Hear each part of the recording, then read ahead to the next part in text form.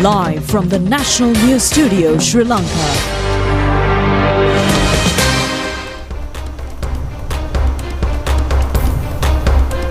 A very good evening and welcome to the National News telecast of the most prestigious channel in Sri Lanka. Bringing you the latest updates from home and across borders, I'm Vibhuda Vijay Bandara. And I'm Sutami Jayaratna. Let's take a look at today's headlines.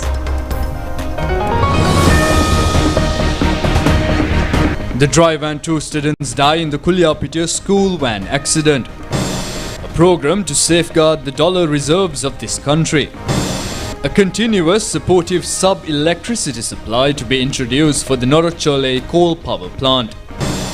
Aswasuma allowance of beneficiaries aged above 70 years credited to bank accounts. Former IGP Deshabandhu Tennakun released on bail. Minister Nalinda Jayatissa describes the immunization program implemented in the country as a main turning point of the achievements in the public health sector. In news overseas, Ukraine accuses Russian forces of further deep intrusions into the country.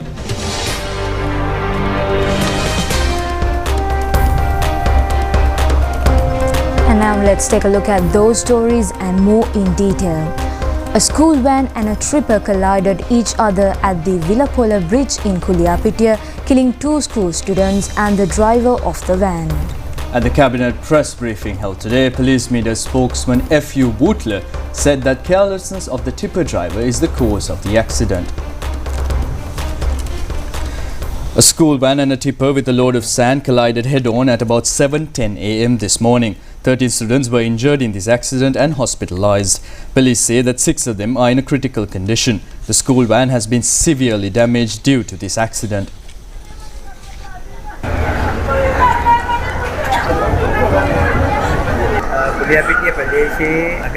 A person described that a private van transporting school children of several schools in Kuliapitiya town met with an accident with a tipper transporting sand.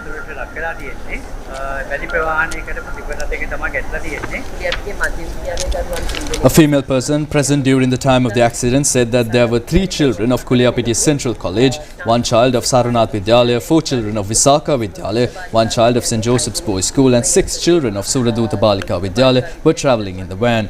Out of them, 2 children of the Suraduta Balika Vidyalaya have died and another 2 injured children are due to be transferred to Colombo and Kurunegala hospitals for treatment.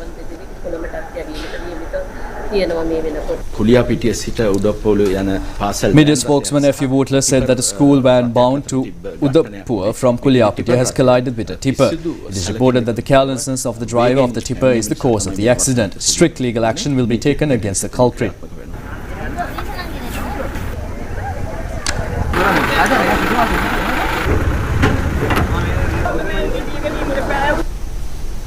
Meanwhile, an SLTB bus carrying school students met with an accident near the Batattavelat Bridge along the Demodara Balakettu road in Badul at about 2:30 p.m. today. There were 55 students in the bus at the time of the accident. 3 persons, including the driver, had minor injuries in this incident. Police stated that a technical failure of the bus caused the accident.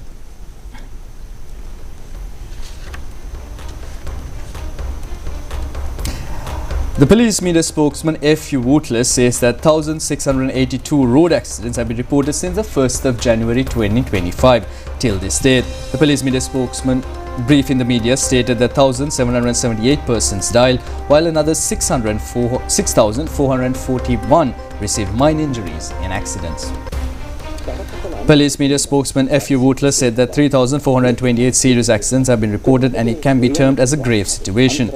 Dangerous driving, drunkenness, fatigue and other reasons are most for these accidents. The police has introduced the e-traffic app in order to take into custody reckless drivers. By downloading the e-traffic app, public will be able to send a photograph of the driver or video clips to the police headquarters via the WhatsApp number immediately in case of a driver behaving illegally, antisocially or recklessly. A firm decision has been taken to implement laws sternly against these drivers in order to control the number of accidents. Meanwhile, a pre-budget discussion for the year 2026 was held yesterday at the Presidential Secretariat under the patronage of President Anurakumara Dissanayake with private sector entrepreneurs in the plantation sector to gather insights and recommendations regarding issues in the export sector. The government of Sri Lanka has made these notable progress in enhancing state revenue and achieving a degree of economic stability.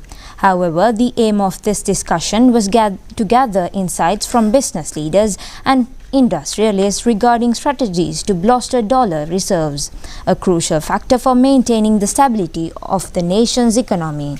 During the meeting, President Anurakumara Dissanayake stated that it is the responsibility of the government to provide necessary facilities and support to entrepreneurs and industrialists. He further emphasizes that in return for such facilities, it is essential that entrepreneurs and industrialists fulfill their obligation by paying fair taxes. Highlighting that the economy cannot be restricted with artificial controls, the President emphasizes that the current administration is implementing measures to review the weakened economy and steer it forward through expansion. He further noted that while the relaxation of import restrictions must be done cautiously to avoid any adverse impact on the nation's dollar reserves, the government is actively working to strengthen and stabilize those reserves by increasing export earnings. The President also highlighted that the government has already put in place a concrete program to achieve this goal. During the discussion, special attention was given to the issue related to exports connected with the tea, coconut and rubber industries. The meeting was attended by Secretary to the President Dr. Nandika Sanat Kumar Nayaka, Secretary to the Ministry of Finance Dr. Harshana Surya Peruma and several other officials. According to the Minister Vijitha Herath, the international community has confirmed implementation of law equally to everyone within Sri Lanka. The Minister made this observation at the cabinet briefing held today. Minister Vijitha Herath said that majority of this country expected during the recent past that law to be implemented equally to all citizens of the country. Law was implemented in various measures due to lack of wealth and capacity to handle it. Majority of the citizens expect the law to be implemented equally for all, and it is being experienced for the first time in the history of the country. The public is happy that the law is being implemented equally for all, and they also entertain the expectations that the same will be implemented in the future. The same is being implemented by the government right now. This cannot be termed as a private or political vengeance or the implementation of dictatorial constitution. A dictatorship means the establishment of authoritarian rule by the changing the constitution. The 20th Amendment and the amendments made later are all aimed at the establishment of constitutional authoritarianism, but the present situation cannot be linked to that. A number of activities are being implemented in this regard, and government officials and politicians are equally dealt with or without considering their ranks. Law is being implemented regarding those officials who are facing allegations. The citizens of the country have been able to witness the implementation of the law of the land equally and justifiably to all. Legal actions will be taken against those who misuse public property irrespective of their rank and file. No diplomat or any organization is aware in this regard, and comments made by one or two persons cannot be taken into consideration. A High Commissioner's office or any embassy or any ambassador has not issued a statement of this nature. The world community now witness that the law is being implemented equally for one and all in the country. In reply to a query by a media person whether it is a challenge for the opposition or not, the minister pointed out that the people of the country know very well that such thing is not happening at all. This is not something new, but the people voted against all these persons who have now come under the law. The minister, stating that a better economy has been created in the country, also pointed out the high increase in the tourist arrival in the island. Minister Vijitha Herath said that the economy is moving forward strongly with increased remittances. Sri Lanka received a sum of $3.7 million as foreign remittances during the first 6 months of the year compared to the same period last year. The tourism industry is also developing on a daily basis, and the tourist arrival has also shown an upward trend. The income earned from tourism has also been increased, where a sum of $1.7 has been earned as foreign exchange from tourism during the last 6 months. At the same time, the export earnings of the country has also gone up to $10 billion during the past 6 months. The foreign reserves have stabilized, and the value of the dollar is at a stable level of 295 to 300 rupees per dollar. The increase in the inflation is also in a decimal digit. A satisfactory economic situation has been created within the country by now. Foreign investments also have increased, and during a short period of time, foreign investments exceeding $500 million have flown into the country. This is a considerable increase compared to last year. The economy is on a positive journey under strong stability, the minister pointed out. The allowance given to adult over 70 years in Asfasuma beneficiary families was credited to the relevant bank accounts. Today, the Welfare Beneficiary Board says that the allowances for the month of August has been credited. 599,730 individuals are entitled for these allowances. The government has allocated nearly 3 billion rupees for this payment. The Welfare Beneficiary Board says that the relevant beneficiaries are able to withdraw their money from their bank accounts from today.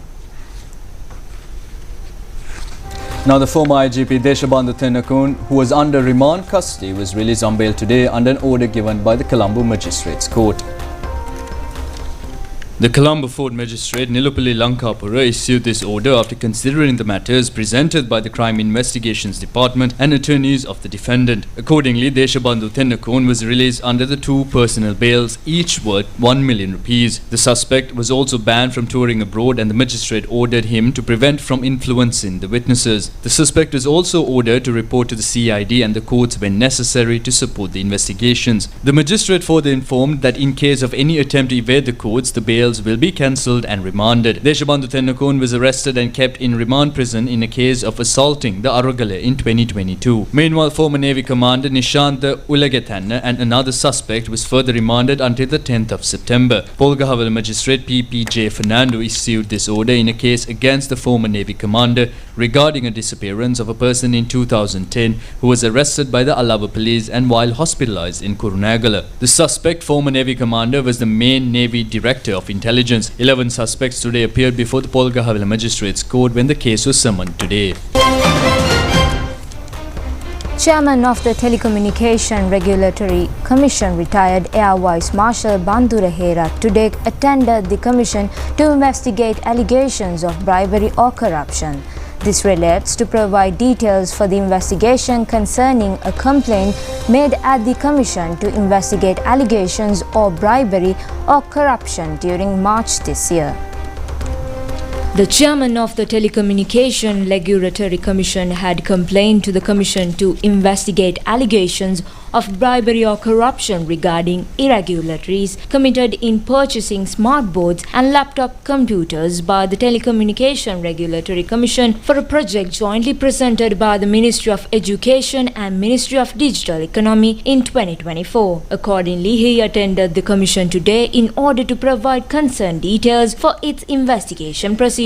Chairman of the Telecommunication Regulatory Commission, retired Air Vice Marshal Bandula Herath, said that the total amount of procurement has been more than 1.4 billion rupees without taxes. An amount of 1.06 million rupees has been spent by now. Another amount of more than 700 million rupees has been paid regarding services including taxes. The reason has been that the procurement had to be done within a very short period of time, less less than 2 months. The procurement was done 2 weeks before the last presidential election and it was completed within 5 days before the above mentioned from a payment without any transparency regarding the matter.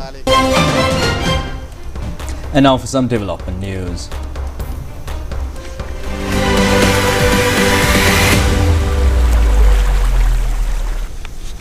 Developing and laying concrete of the Koslanda Media Bedda Road in Haldumulla commenced yesterday under the patronage of parliamentarian Ravindra Bandara. A sum of 4 million rupees has been allocated for this project. The construction of a new house for a low-income family at the Kappetipoli area in Valimada started yesterday. The Housing Development Authority has implemented this under the House for All program. The house costs 1 million rupees. The government has allocated a sum of 3.368 billion rupees for development projects in the Vavuniya district this year. This was revealed at the Vavuniya District Coordinating Committee meeting held yesterday under the patronage of Deputy Minister Upali Samarasinha. 260 projects are to be implemented under these funds. Sippukulam Galambindunuva Road in Anuradhapura district is being reconstructed. The North Central Provincial Council has provided a sum of 250 million rupees for this purpose. Provincial Governor Vasanta Jinadas and Parliamentarian PDNK Palihene inspected the reconstruction work yesterday.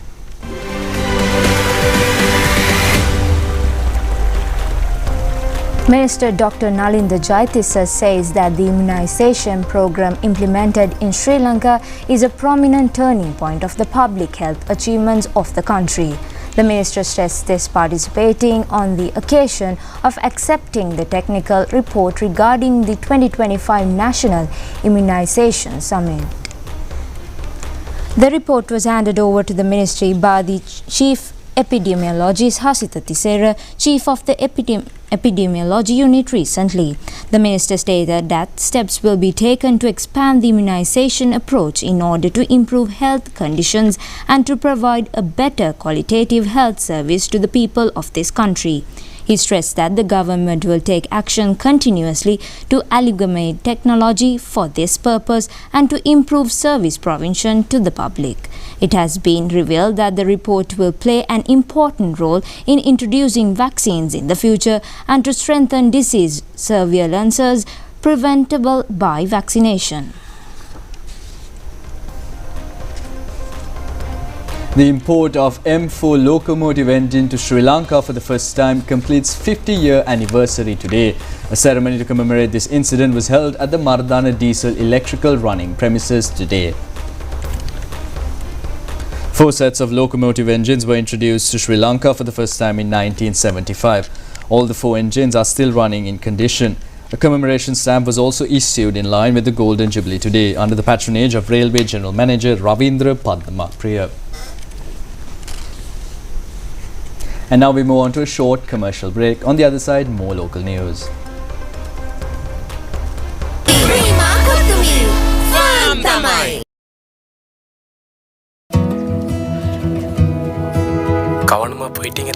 குழந்தைய பார்க்குற வேலைன்னு சொன்னாலும் 7-8 குடும்பங்களோட எல்லா வேலையும் நான் செய்ய வேண்டியிருக்கு. நாங்க ஏமாந்துட்டோம். நினைச்சதை விட இங்க வேலை கஷ்டமா இருக்கு. மகன் என்ன தேடுறானா? அம்மா நல்லா இருக்கேன் தானே. எனக்கு இந்த மாசம் சம்பளம் கூட தரல. நான் அதை கேட்ட நேரம் என்ன ரொம்ப மோசமா அடிச்சாங்க.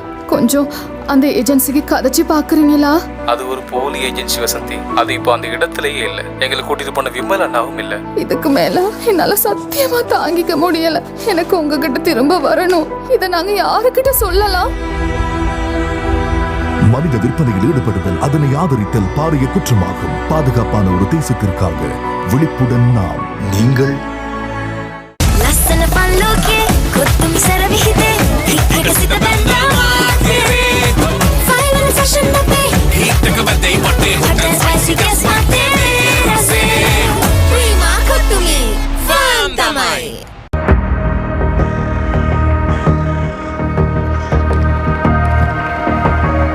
அழகா இருக்க எங்களுக்கும் ஆசைத்தான். ஆனா எங்களுக்கும் யாராவது இருந்திருந்தா. என் வயசு பிள்ளைங்க பாடசாலைக்கு போய் படிக்க இல்ல, கடையில கஷ்டப்பட்டு வேலை செய்ய வேண்டியிருக்கு. நானும் ஒரு சின்ன பிள்ளை. எங்களை வீதியில தள்ளி விட்டப்போ தடுக்கிறதுக்கு யாருமே இருக்கல. ஹலோ ஹலோ, மனித விற்பனைக்கு எதிரான தேசிய செயலணி. மனித விற்பனையில் ஈடுபடுதல், அதனை ஆதரித்தல் பாரிய குற்றமாகும். பாதுகாப்பான ஒரு தேசத்திற்காக விழிப்புடன் நாம். நீங்கள்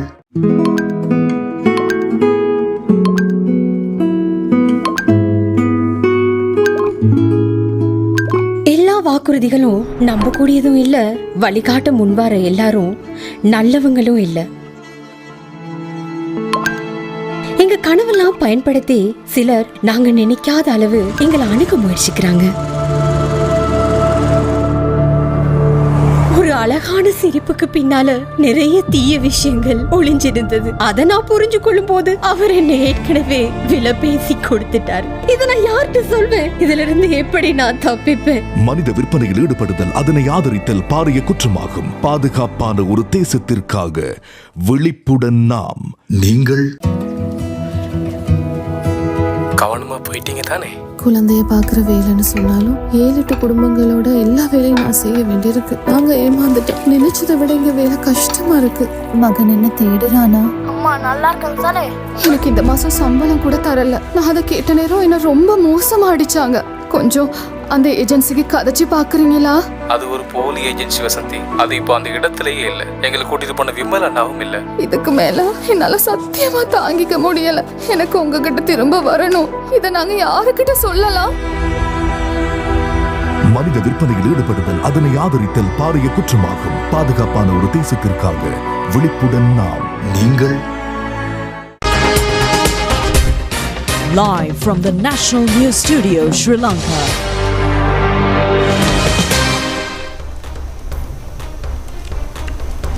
Welcome back to the National News Telecast. Moving on with more local news stories.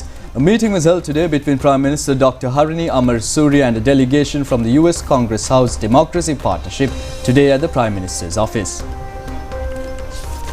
The Prime Minister emphasized the importance of a partnership between the US Congress House Democracy Partnership in promoting accountability, transparency and legislative capacity, economic growth and reinforcing partnerships in Sri Lanka.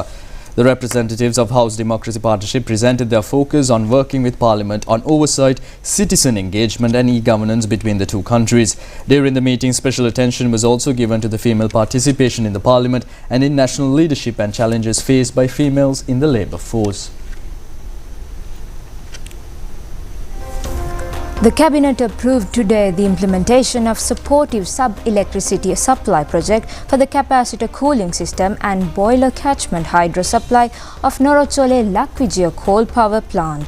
Minister Vijitha Herath provided the details in this regard in the media briefing held today at the Government Information Department.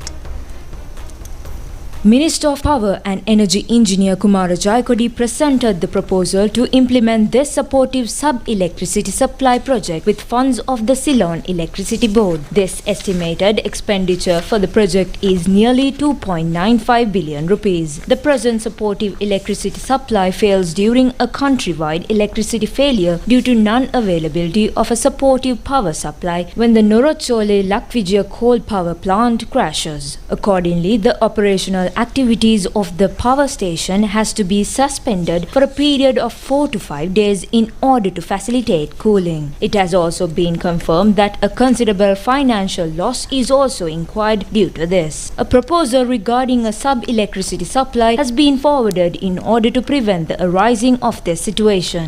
Renovation of the area between the 19th kilometer to the 34th kilometer from Kottava to Dodangoda in the Southern Expressway is to be implemented. The Cabinet approved to award the contract to the Mega Engineer Private Limited Company for this purpose. The proposal was presented by Minister Bima Ratnayaka. The Cabinet of Ministers also approved the reach an agreement of concerned financial grants to implement the project regarding biodiversity, conservation and solid waste management. The proposal was presented by President Anurukumara Disanayaka. The project is to be implemented in Central, Uva, Northwestern, North Central and Northern Province by the Ministry of Public Administration, provincial councils and local government jointly with the European Union. An amount of 8 million euros has been received from the European Union for this project. The cabinet also approved the proposal to implement a mid-term program with the objective of expanding awareness and advisory service for the school students and adolescents. The proposal was presented by Minister Dr. Nalinda Jayatissa. The reason behind this is the observation of mental and social problems among adolescents and young adults due to the increase in the usage of narcotics and also the increase in the ratio of suicide among Sri Lankans. The concerned contract will be awarded for the procurement of 1.5 million barrels of UNL 92 petrol under the approval of the cabinet during the period of 15 September of this year to the 14th of March in 2026. The proposal was presented by Minister Engineer Kumara Jaikodi and 5 shipments is to be supplied through this project. A special gazette notification has been issued introducing a new methodology to determine the maximum retail price for the pharmaceutical as per the National Medicine Regulatory Authority Act No. 5 of 2015. The Cabinet has granted its approval for the proposal presented by Minister Dr. Nalinda Jayatissa in order to get the approval of the Parliament for concerned orders. And now GEM Sri Lanka 2026, the International Gem and Jewellery Exhibition has been organised for the third occasion this year. An event to enlighten the media in this connection was held in Colombo yesterday. The Association of Gem and Jewellery Manufacturers in Sri Lanka was established in 2024. It is expected that many global buyers and investors will take part in this exhibition this year. The organisers of the event said that the exhibition will be held in Colombo in January next year.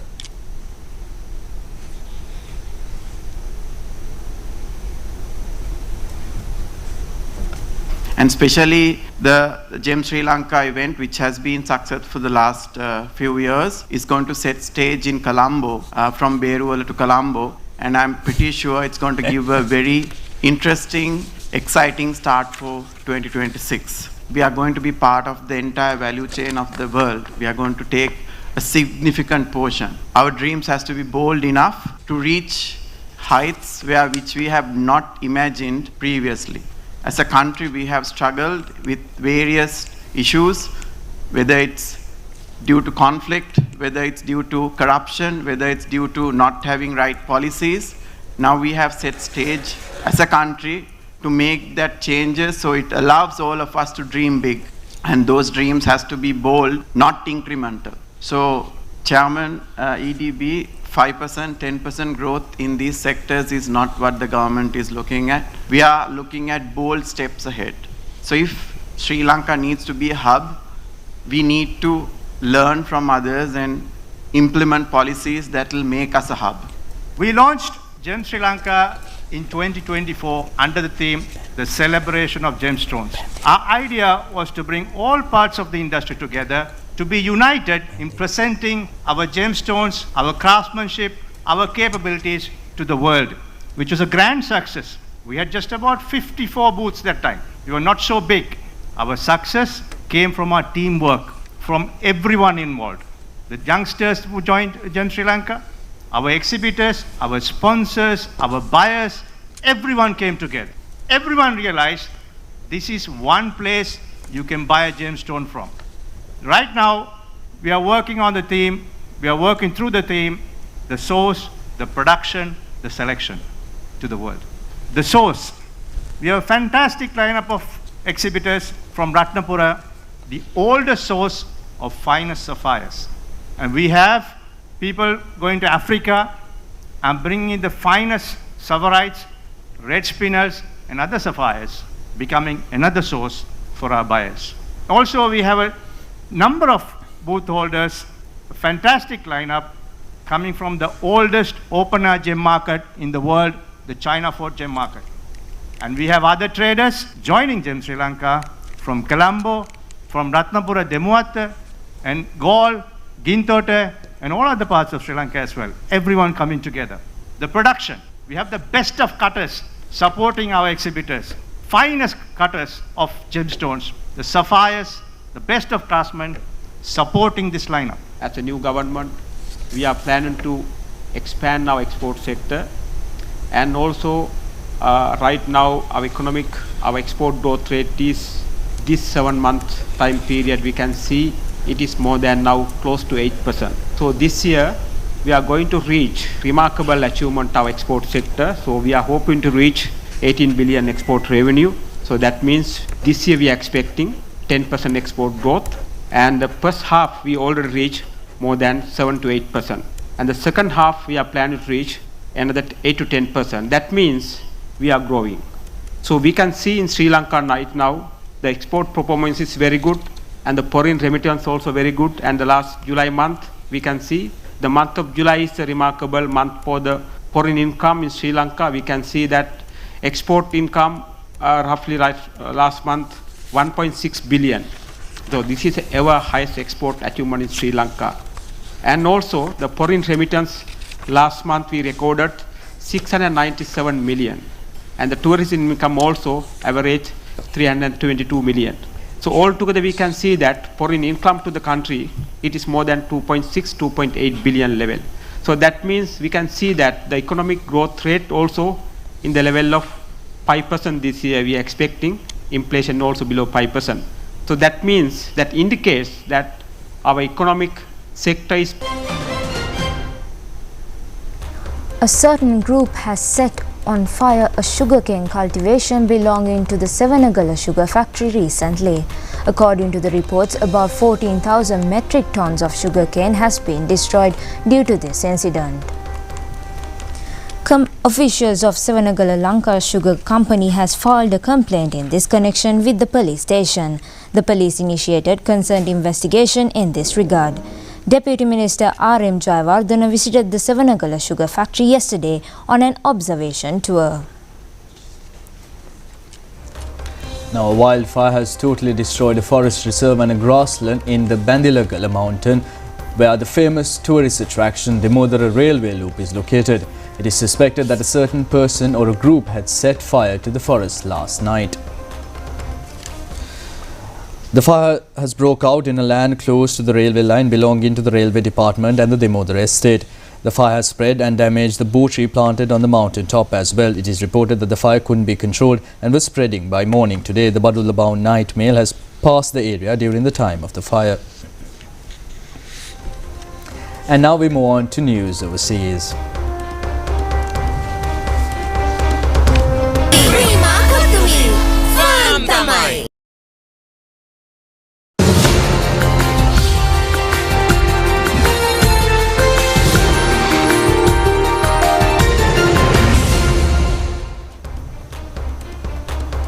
Welcome back. Moving on to world news. Ukrainian forces have confirmed that Russian troops have crossed the eastern industrial region of the Dnipro and are trying to gain a foothold. A senior officer from the Dnipro military command, Viktor Trehubov, told the BBC this was the first large-scale attack in the region, but stressed that Russian advances had been halted. Russia has repeatedly claimed over the summer that its forces entered the area as they pushed from the neighboring Donetsk region. In June, Moscow announced an offensive in the Dnipropetrovsk, although Ukrainian officials now say Russian troops have barely crossed the regional border. Any progress would be a serious blow to Ukrainian morale, coming as US-led diplomatic efforts to end the war showed little progress.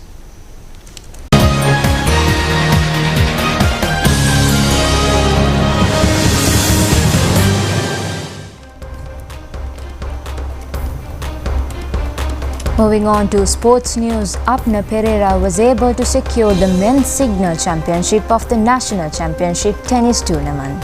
In the meantime, Dinara De Silva became the women's singles champion. Sri Lanka Tennis Association organized this tournament for the 111th occasion this year. It is significant that over 1,000 men and women players competed at the tournament, which held for a period of 1 month. Dinara De Silva and Nasangi Hemakumara had qualified for the finals of the women's singles event. Dinara became the champion, winning the match 2-0. This is the 4th occasion she won the National Tennis Championship consecutively. For the men's singles final, Apna Pereira and Ashwin Silva qualified. Apna won the final match 2-0. He won the championship with a match score of 6-1, 7-5. With that, we end today's national news telecast. We'll see you again tomorrow, same time. Signing off, I'm Vibhuda Vijay Bandar alongside Sithumi Jayaratne. See you again tomorrow. Good night. Good night.